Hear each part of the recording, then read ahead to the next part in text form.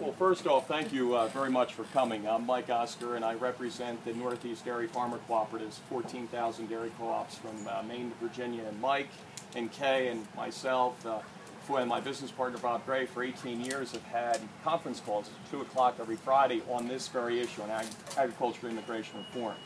I make this comment and I have the question. I will say, on behalf of Congressman Goodlatte, when we were down on the halls of Congress with the Department of Agriculture, we worked through Congressman Marino. Marino serves on the committee. He's the only one in Judiciary from Pennsylvania. And Marino was able to pull Congressman Goodlatte from the committee and worked with us for Pennsylvania's priorities on working on the time requirements for people coming in. I really sincerely appreciate that. I also want to mention, obviously, we have an open door policy with Congressman Thompson. John has done a great job on behalf of our interest. And Congressman Meehan's staff with Mike Kirkland and Jimmy Gray do a great job of helping us better understand the issue. But one of the things, we need a vote. And you talked about it, and I'll leave this to you to decide how you want to answer it, to all three of you. But if you recall, when we had the Farm Bill, it was brought to the floor and it was shot down. There were not enough votes. The issue was food stamps. And food stamps were a big issue in the SNAP program, and we were able to come to a compromise to get that resolved, and we have a Farm Bill. In the same way here today, we need this immigration reform bill. We need to have that vote. We need leadership to bring it to a vote. If there's a problem, we don't have enough votes, then let's amend it.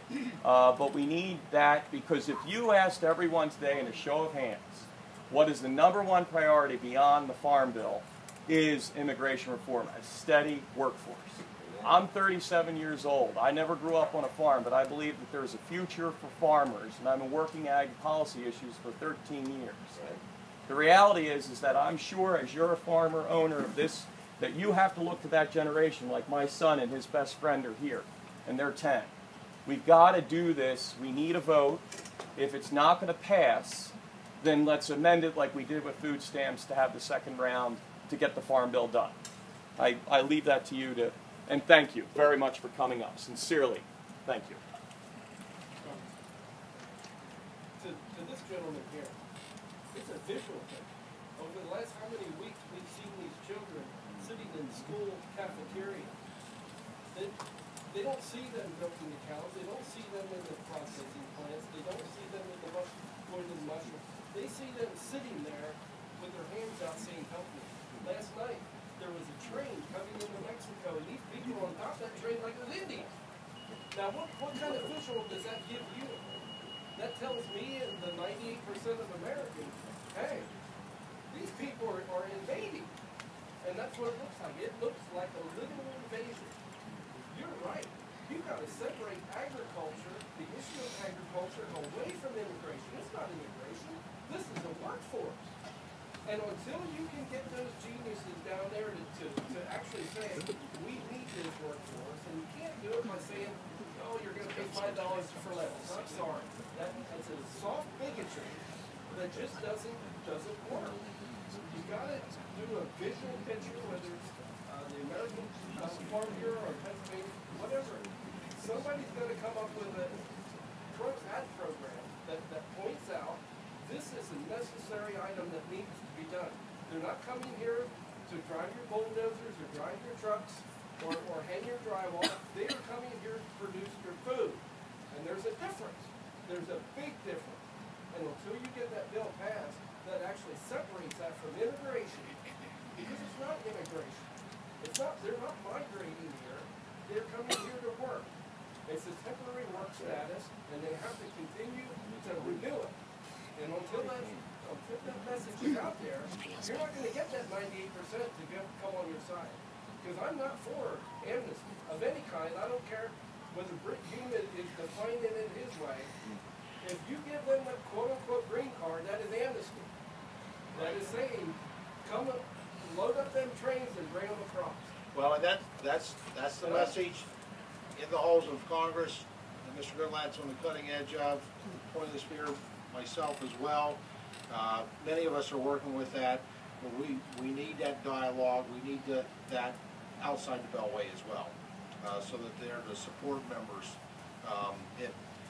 And it's difficult because the extremes, and there are extremes. I was frustrated with this to begin with.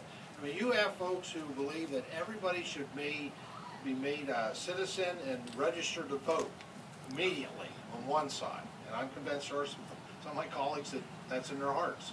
And then you have others on the other side that believe, I think they fail to recognize that we all came from somewhere at some point other than here, and that there should not be any type of immigration ever again. It's an isolationist approach.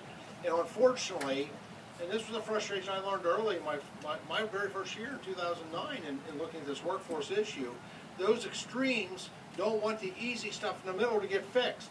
Because if we fix the easy stuff, they don't think they have a mechanism to achieve their agendas. And we just we're never going to get those folks on the ends, and that's okay.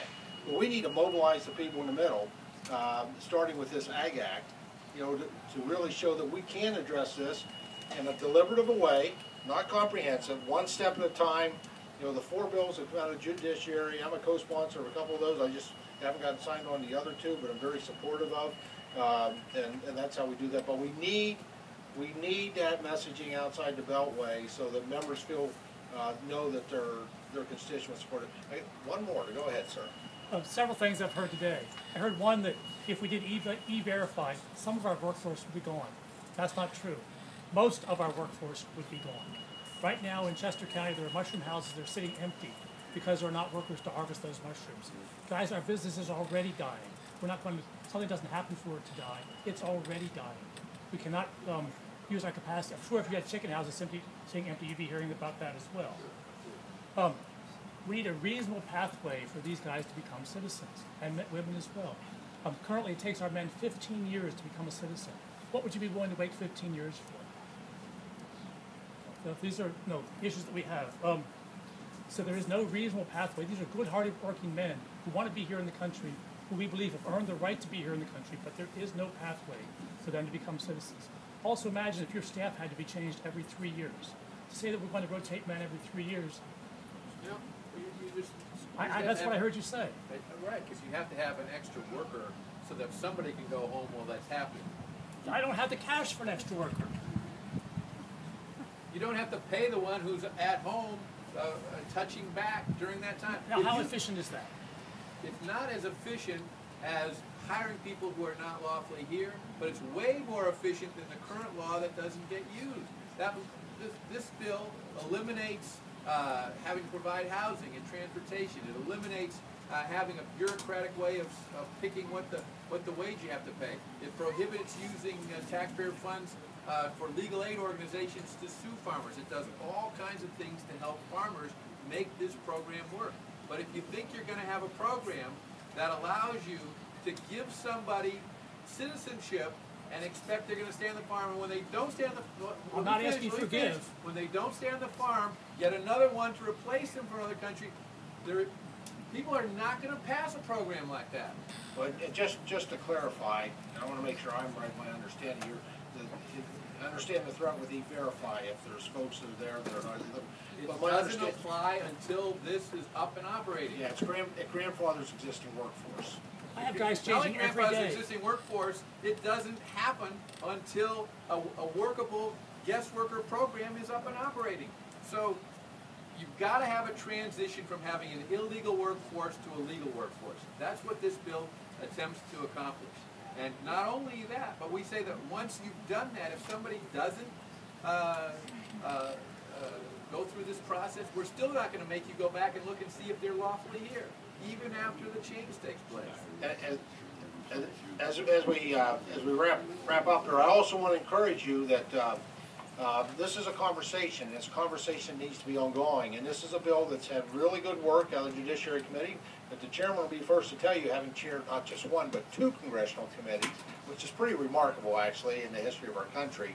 That when you go through regular order, there will be opportunities to amend, to refine at multiple points, and so that's what I would encourage with this conversation. Not only that, Glenn, but we have had continuous meetings with agricultural groups since the bill passed out of the committee. So I just encourage you to continue that conversation. Will be made when it goes to the floor, and we're open to making more improvements to this. It's not a static situation. It's not a you take it my way or the highway situation. But this is extremely difficult to get done in a way that farmers like, that people who are pro-labor union, who are, I'm sure not well represented here today, but they're a big factor when you try to work across lines in terms of working things like this out. And it's predominantly, as Glenn noted, dealing with people who don't represent significant numbers of farmers. The overwhelming, in the Senate, we like to say that every senator is a farm state senator, because even the guy from Rhode Island has cranberries and some things. So every senator understands the agricultural aspect of this. But the overwhelming majority of House members represent urban and suburban districts. And the number of us who represent significantly agricultural districts goes down and down and down. And that's a big difference between the House and the Senate. You've got to recognize that when you work on this. So you've got to address the concerns of people who are worried about illegal immigration and the programs fostering more illegal immigration, and who resent the fact that there are illegal immigrants working in the United States right now. And you've got to address the concerns of people who want to have the pathway to citizenship that you describe in there. And you're going to come down somewhere in the middle, and it is tough to get there. Please join me in thanking